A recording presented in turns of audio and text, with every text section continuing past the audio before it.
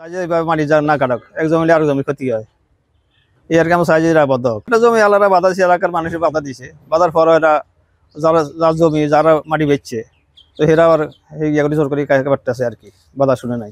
আমাদের জমিনে ফানি যদিও আমরা কতটুকু জমিন খালের থেকে ফজর থেকে ফানি হিসিয়ে রাখতেছি, এই জমিন পার্শ্ববর্তী জমিনে নিয়ে যাওয়ার কারণ হচ্ছে পার্শ্ববর্তী জমিন হেলারা ওইখানে পুকুর বা ফজট করিয়া আমাদের ক্ষতি করতেছে, আমরা চাষবাস করতে আমাদের খুবই অসুবিধা হইতেছে, ওই ফানিগুলো তাদের খাদে চলে যেতেছে। ট্রাকে যে কাটি যায় একই হিসাব, ট্রাকে যারা কাটি না এরাই তো ফজট করতেছে, এরাই জমিনের ক্ষতি করতেছে।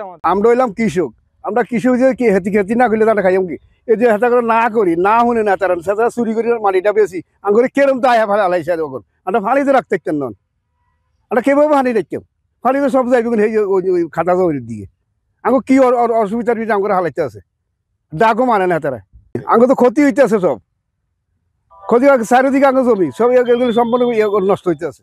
আমার বাবা খেতি করছে, এখন আমার বর্তীকালে 2-3 বছর এই লোকে খেতি করে, এত খেতি করে বর্তীকালে যদি এটা কোনোভাবে যদি বন্ধ করা যায় তাহলে আমার কিছু জমি বাড়বো তাহলে দেশের উন্নতি হইব, ব্যাকে খাইতে হইব, হয়তো মনে করেন একজনের দ্বারা 10 জন এটা তারা আমরা কিছু করার নেই, আমরা তো কিছু জমি হেলারা করতে পারে কি উদ্দেশ্য তারা করছে। মানে আসলে কৃষি জমি কাটার পরিমাণটা ইদানিংকালে খুব বেড়ে গিয়েছে। আমরা বিভিন্ন সময় বিভিন্ন মানুষের কাছ থেকে ইনফরমেশন পাচ্ছি, আমাদের বিভিন্ন সোর্সের মাধ্যমে ইনফরমেশন পাচ্ছি।